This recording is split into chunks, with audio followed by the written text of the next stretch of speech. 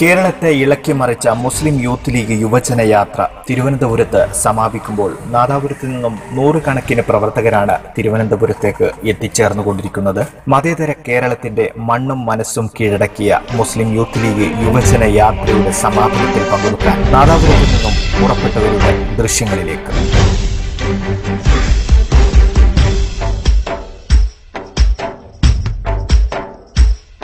കനലെരിയണം, കരകവിയണം, പടപോരുയർത്തണം, യുവജനത സിരകളിൽ തൻ രക്തം തിളക്കണം. കനലെരിയണം, കരകവിയണം, പടപോരുയർത്തണം, യുവജനത സിരകളിൽ തൻ രക്തം തിളക്കണം.